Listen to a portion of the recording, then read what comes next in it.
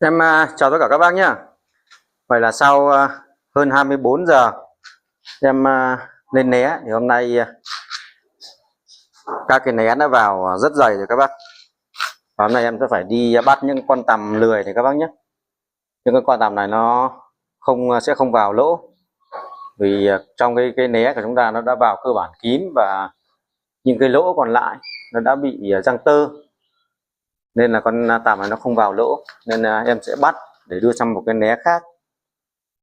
Thế đây là em quay video để giới thiệu với các bác về cái cách xử lý đối với cái con tằm lười, hay còn gọi là tằm lang thang của nhà em sau khi lên né như thế nào. Em mời các bác cùng theo dõi video nhé.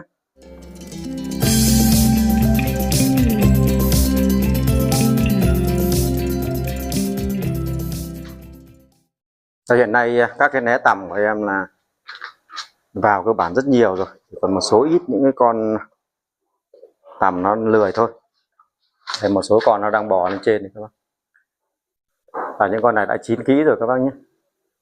Nhưng cái con này bây giờ em bắt sang một cái né khác là đảm bảo nó sẽ vào lỗ và làm kén ngay. Để có con tằm nó chết thì các bạn. Một số con tằm nó bị bệnh các bác, nó nằm ngoài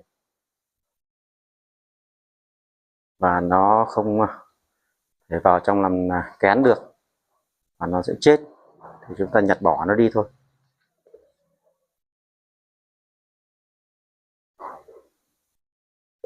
Thì một số con chúng ta có thể nhặt, chúng ta đưa vào ngay trong các cái lỗ còn lại này, nó sẽ vào đây nó làm kén luôn các bác nhé. Tuy nhiên cái cách này làm thì nó hơi mất khá nhiều công, nên là những con tằm lang thang này chúng ta nên bắt hết ra và cho vào một cái né mới, và nó sẽ rất nhanh chui vào làm kén. Sau đây em sẽ giá máy ở bên đây để em đi bắt và quay giới thiệu các bác xem nhé. Thì đối với tầm khi lên né được khoảng một ngày, khoảng 24 giờ thì chúng ta sẽ nhặt tất cả những cái con tằm còn lại để cho lên một cái né mới các bác nhé.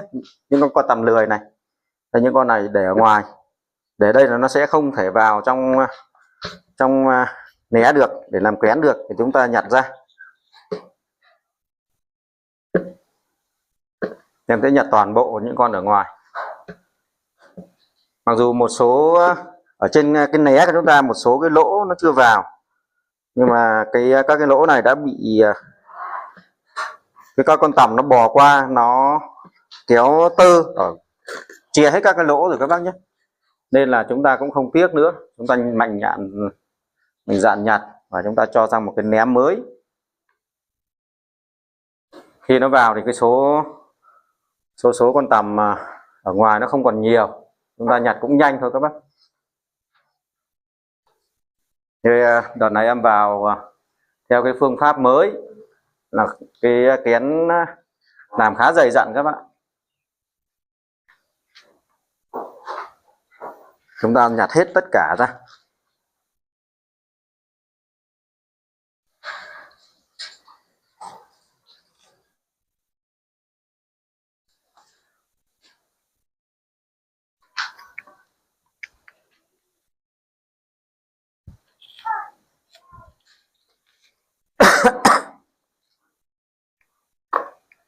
Thường thì sau khi em lên né thì khoảng 3 ngày các bác nhé. 3 ngày là bắt đầu chúng ta thu hoạch rồi.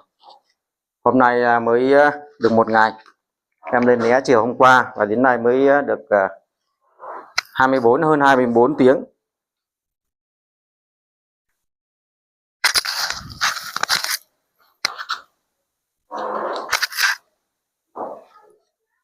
Như vậy em đã nhặt hết được hết các cái tằm lười ở một né rồi. Chúng ta cứ nhặt tất cả các né để dồn vào một cái thau để chúng ta đựng các bạn. Khi nào nó đủ khoảng 3 đến 4 kg thì chúng ta cho vào một cái né mới hoàn toàn. Cái né mới nó sẽ không có những cái tơ do con tằm nó bò nó gây ra, thì con tằm nó sẽ vào né rất nhanh, và cứ như thế là chúng ta sẽ vào được toàn bộ các cái con tằm này.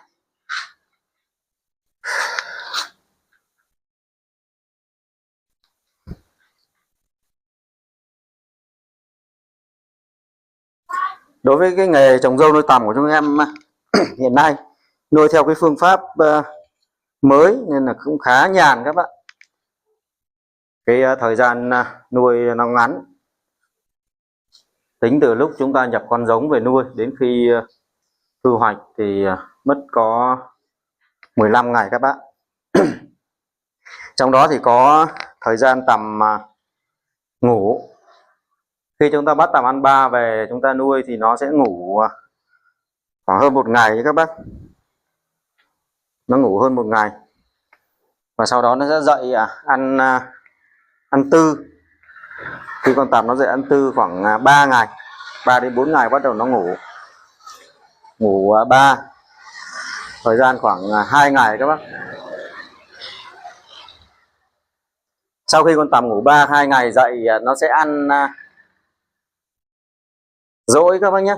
Ăn dỗi mất khoảng, thường thì em nuôi khoảng 5 ngày. 5 ngày thì chúng ta sẽ bận, chúng ta sẽ cắt rất nhiều dâu trong vòng khoảng 3 ngày, từ ngày thứ 2 đến ngày thứ 4 là con tằm nó ăn rất khỏe các bác. Lúc này gần như chúng ta phải như em nuôi một nửa hộp tằm, một nửa hộp đến một hộp thì chúng ta phải có một công lao động cả ngày chỉ cắt dâu và cho ăn thôi. Còn là riêng ăn dỗi đối với ngày thứ nhất và ngày thứ 5 thì con tằm của chúng ta nó còn ăn ít. Ngày thứ nhất sau khi ngủ dậy nó ăn khá ít, và đến nó ăn khoảng đến ngày thứ 4 và ngày thứ 5 là bắt đầu nó ăn ít lại để nó chuẩn bị chín các bác. Em trước giờ em nuôi cứ hết 5 ngày là bắt đầu con tằm nó chín. Khi tằm nó chín khoảng 20% thì bắt đầu em phun thuốc các bác nhé.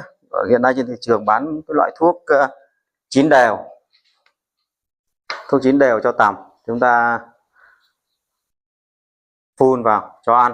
Tằm chín khoảng 20%. Nếu mà đối với thuốc này một số bác phun muộn quá, khi con tằm nó chín nhiều rồi nó không còn ăn dâu nữa thì nó sẽ tác dụng không cao, nên là chúng ta phun thuốc, chúng ta nên phun căn con tằm nó chín khoảng 20%. Thì em phun thuốc xong khoảng 3 đến 4 tiếng sau là tằm chín đều hết các bạn. Và nó chín đều là chúng ta sẽ cho lên né. Cái phương pháp lên né của em ấy thì vừa rồi em cũng chia sẻ ở video trước rồi để các bác tham khảo. Cái lên né nó có rất nhiều cách lên né, đặc biệt là lên cái cách thủ công mà con chúng ta thường hay nhặt từng con một rất lâu các bác.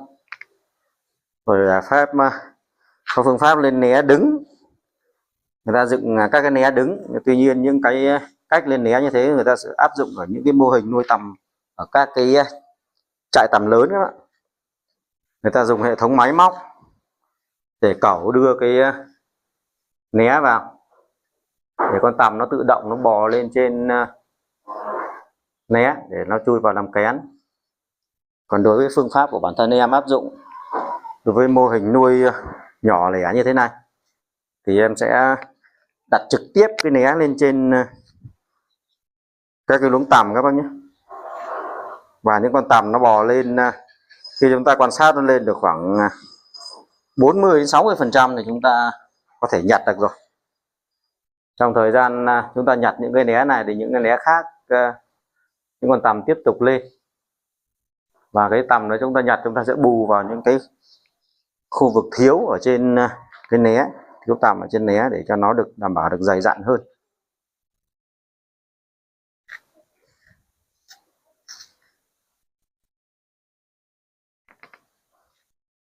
Tuy nhiên thì chúng ta lên các cái né tằm khá dày dặn, nhưng là kiểu gì cũng vẫn còn một số con không vào được.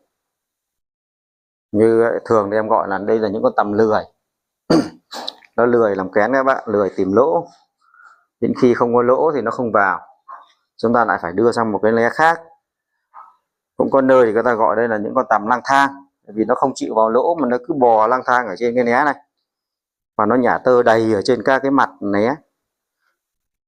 Con tằm này nó nhả tơ trên các mặt né làm những con khác cũng không thể chui vào được.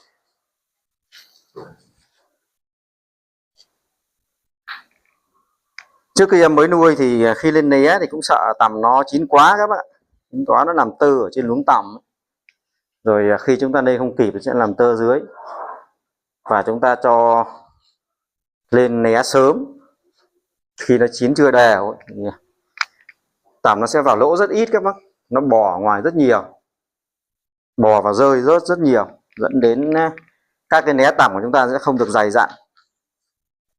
Tại vì khi con tằm nó lên nó chưa chín hẳn, nó sẽ phải bò ở ngoài để nó thải hết tất cả các cái chất thải, phân và nước tiểu. Sau khi thải sạch sẽ nó mới chui vào trong lỗ các bác nhé. Nên chúng ta nuôi cứ bình tĩnh, căn cho con tằm của chúng ta nó chín đều đã, rồi chúng ta cho lên. Thì tằm rất nhanh vào trong các cái né và dần quấn kén ngay.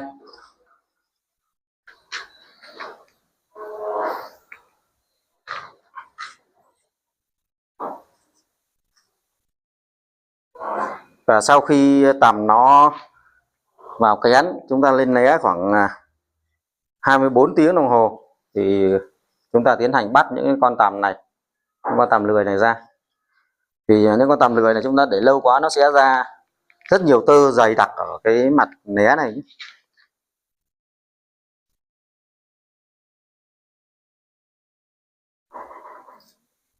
Chúng ta để đây thì có những con nó vẫn tìm được một số lỗ nó chui vào, tuy nhiên các lỗ đều cơ bản bị vít nhiều rồi, nó sẽ không vào nhiều. Nó bắt ra cái khác thì nó sẽ nhanh hơn. Như vậy là em đã bắt được các cái hết được các cái né này khá nhanh các bạn. Thực chất thì cái số lượng né, cái con tằm nó ở ngoài né này giờ nó không nhiều các bạn, chỉ còn một số ít con thôi, còn cơ bản nó chui vào hết rồi.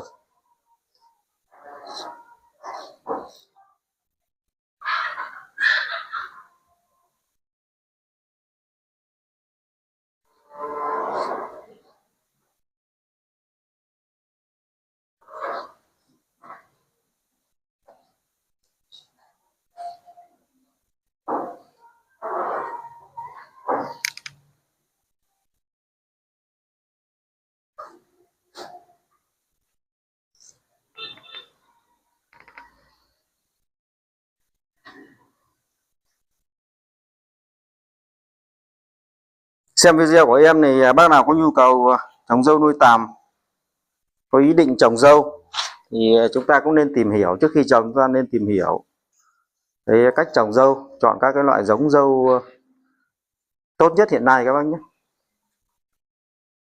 Nhưng trước khi em phát triển cái mô hình này, em cũng đi tìm hiểu khá nhiều các cái mô hình trồng dâu nuôi tằm của bà con, thì học hỏi được rất nhiều điều, và về em làm cũng khá tự tin các bạn.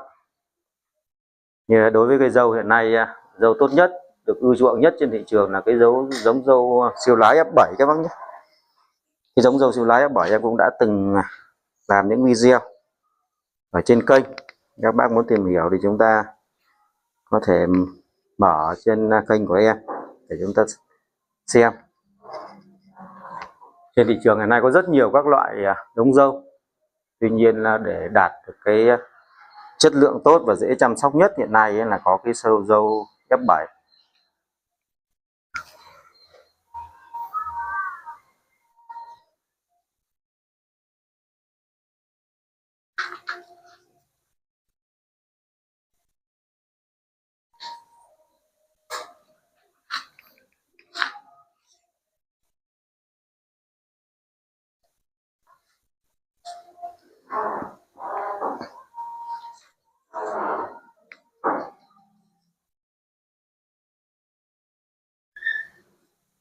Thực chất đối với nghề làm nông thì cái trồng dâu nuôi tằm này so với các cái công việc khác thì nó cũng không quá vất vả các bạn. Tuy nhiên chúng ta phải dành được nhiều thời gian để thường xuyên chăm sóc và theo dõi quá trình phát triển của con tằm. Đối với một số bác làm việc nhà nước mà chúng ta không có người ở nhà thì chúng ta làm cũng rất khó khăn. Như bản thân em đây có bà xã ở nhà chuyên làm, nên là sẽ đảm bảo được. Còn cái thời gian chúng ta đi làm việc nhà nước thì cũng không thể thường xuyên chăm sóc cái con tằm được, thì nó sẽ phát triển không tốt, đặc biệt là nó xảy ra cái hiện tượng bị bệnh, cho ăn không đều, con tằm nó phát triển không kém. Đây em đã nhặt được một lưng thau rồi các bác. Lưng thau này của em khoảng 2 kg. Và đây em sẽ nhặt khoảng 2 lần như thế này để cho vào một cái né mới. Sau đây em sẽ lấy một cái né mới để em giải nó vào đấy.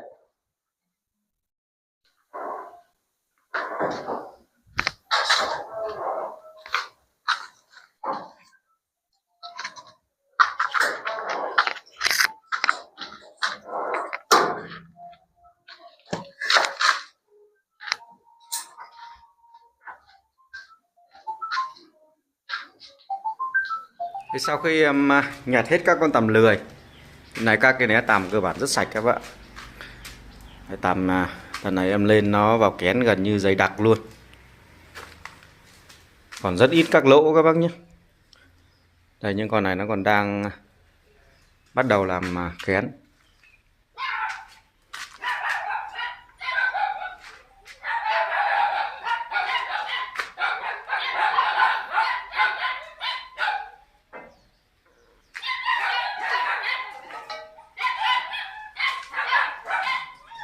Đây, bên đây những cái né này là sau khi em bắt em cho lên các bác nhé. Sau khi bắt cho lên thì hiện nay nó cũng đã làm kén rồi.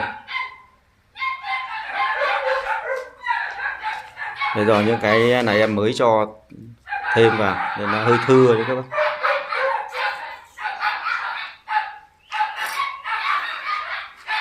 Ở đây một số con sau khi bắt thì em bỏ vào một cái né mới, nó cũng đang bắt đầu chui vào trong né rồi các bạn. Thường thì những cái con tằm lười này chúng ta bắt cho vào một cái né khác thì đa số là những con nó yếu và có thể có những con nó có bệnh, nên cái chất lượng kén ở cái né này thì nó sẽ không cao. Thường thì các cái kén nó sẽ bị nhỏ, mỏng và nhẹ.